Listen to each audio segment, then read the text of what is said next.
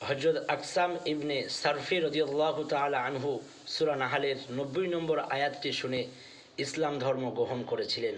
হযরত আকসাম ইবনে সারফি রাদিয়াল্লাহু তাআলা আনহু তার নিজ গর্তের সর্দার ছিলেন। তিনি যখন রাসূলুল্লাহ সাল্লাল্লাহু আলাইহি সাল্লামের দিন ইসলামের দাওয়াতের কথা শুনতে পেলেন, তখন দুইজন ব্যক্তিকে মক্কার মধ্যে পাঠিয়ে দিলেন নবী সাল্লাল্লাহু আলাইহি সাল্লামের সঠিক খোঁজ নেওয়ার জন্য। তারা দুইজন রাসূলুল্লাহ সাল্লাল্লাহু আলাইহি সাল্লামের খেদমতে হাজির হয়ে জিজ্ঞাসা করলেন যে আপনি কে, আপনার উদ্দেশ্য কী? রাসূলুল্লাহ সাল্লাল্লাহু আলাইহি সাল্লাম বললেন, আমি হচ্ছে আবদুল্লাহর বেটা মুহাম্মদ সাল্লাল্লাহু আলাইহি সাল্লাম, এবং আমি আল্লাহর বান্দা ও তার রসুল। এবং রাসূলুল্লাহ সাল্লাল্লাহু আলাইহি সাল্লাম সূরা নাহালের ৯০ নম্বর আয়াতটি শুনিয়ে দিলেন। সেই আয়াতটি শুনে তারা অনুতপ্ত হয়ে গেলেন, আবারও শোনাবার আবেদন করলেন। রাসূলুল্লাহ সাল্লাল্লাহু আলাইহি সাল্লাম সেই আয়াতটি তাদেরকে আবারও শুনিয়ে দিলেন। দেওয়ার পরে তারা খুবই অনুতপ্ত হয়ে গেলেন।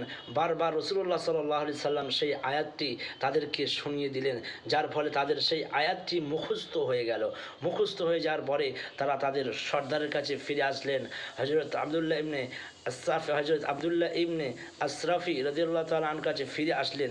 আসার পরে তারা সেই সূরা নাহালের ৯০ নম্বর আয়াতটি শুনিয়ে দিলেন। দেওয়ার পরে তাদের সর্দার, তাদের গর্তের যে সর্দার ছিলেন, যে সাহাবী ছিলেন, যিনি পরে ঈমান গ্রহণ করেছে, সেই ব্যক্তি আয়াত শুনে বললেন যে এই আয়াত দ্বারা স্পষ্টভাবে বোঝা যায় যে এই ব্যক্তি উত্তম আদর্শর আদেশ করেন এবং মন্দ আদর্শ অবলম্বন করতে নিষেধ করেন। অতএব তোমরা সকলে এই ব্যক্তির ধর্ম গ্রহণ করে নাও, যাতে করে তোমরা ইসলাম গ্রহণের দিক থেকে আগে থাকতে পারো এবং অন্য কারোর অনুসারী না হয়ে যাও।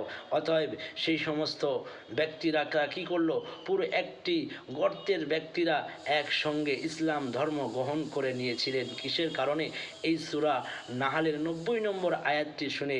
এই সূরা নাহালের ৯০ নম্বর আয়াতের মধ্যে আল্লাহ তাআলা কত কিছু সার মর্ম ঢুকিয়ে দিয়েছেন।